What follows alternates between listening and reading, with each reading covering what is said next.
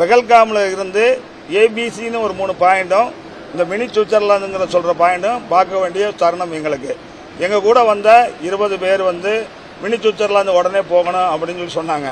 நாங்கள் 40 பேர் வந்து கொஞ்சம் ஏஜ்டு பர்சனாக இருக்கிறதுனால முதல்ல அந்த ஏபிசிங்கிற பாட்டை பார்த்துட்டு வந்துடுவோம் அப்படின்னு சொல்கிறதுக்காக இந்த ஏபிசிங்கிறத முனையும் பார்க்க போனோம்.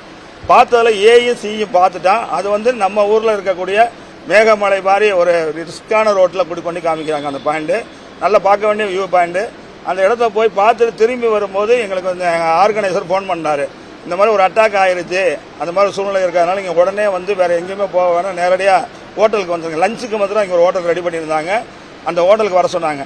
அந்த ஹோட்டல் தான் அந்த அந்த ஆக்சிடென்ட் இது சூடு நடத்தின துப்பாக்கி சூடு நடத்தின இடத்தினுடைய பேர் தான் அந்த ஹோட்டலுக்கு பேர் பைசரன்.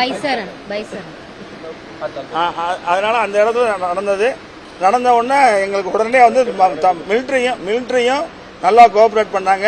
கோஆப்ரேட் பண்ணும்போது எங்களில் வந்த ஒரு நபருக்கு திடீரென்று ஹார்ட் அட்டாக் வந்துருச்சு. இதை கேள்விப்பட்டோன்னே ஹார்ட் அட்டாக் வந்துருச்சு. ஹார்ட் அட்டாக் வந்த உடனே அவரை இமிடியேட்டாக வந்து அந்த லோக்கலில் இருக்க எங்களுடைய டிரைவர்ஸ், அந்த லோக்கல் டிரைவர்ஸ் ரொம்ப ஹெல்ப் பண்ணி இமிடியேட்டாக அங்கே உள்ள ஹாஸ்பிட்டலில் சேர்த்தாங்க. ஒரு ஹாஸ்பிட்டலில் சேர்த்தாங்க. அந்த ஹாஸ்பிட்டலில் இருந்து அவங்க அங்கே பார்க்க முடியாதுன்னு சொல்லி 40 கிலோமீட்டரில் இருக்க ஒரு ஆர்மி ஹாஸ்பிட்டலுக்கு அனுப்பிச்சி விட்டாங்க. உண்மையிலே government, Tamil Nadu government, central government சேர்ந்து அவருக்கு வந்து உடனடியாக ஆக்ஷன் எடுத்து அவருக்கு வந்து இது பண்ணிட்டாங்க, ஸ்டெண்ட் வச்சுட்டாங்க. அதெல்லாம் ஆரோக்கியமாக இருக்காங்க. இது போக நேற்று நைட்டு வந்து நம்ம தமிழக முதல்வர் வந்து நம்மளுடைய அதாவது இந்தியாவில் இருக்கக்கூடிய மாநிலங்களில் வந்து தமிழக முதல்வர் காஷ்மீருக்காக ஒரு குரூப் ஐஏஎஸ் ஆஃபீஸரை அனுப்பிச்சி விட்டு எங்களெல்லாம் கவனிக்கக்கூடிய ஒரு பொறுப்பாக கொடுத்துருந்துருக்காங்க. அவங்க போய் இன்றைக்கி எங்கள் பேஷண்ட்டை பார்த்துட்டாங்க.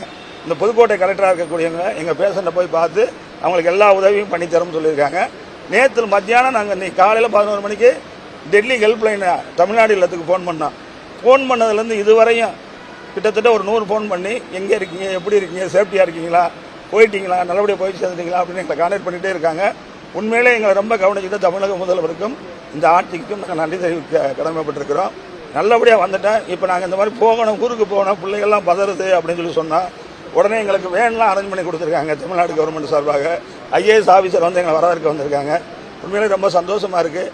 நலமுடன் திரும்பினதுக்கு வந்து அன்னை மீனாட்சி தான் நாங்கள் காரணம்னு நினைக்கிறோம். பிளே ஸ்டோர் மற்றும் ஆப் ஸ்டோரில் இருந்து பாலிமர் செயலியை QR கோடு மூலம் பதிவிறக்கம் செய்யுங்கள். செய்திகளை உடனுக்குடன் பெறுங்கள்.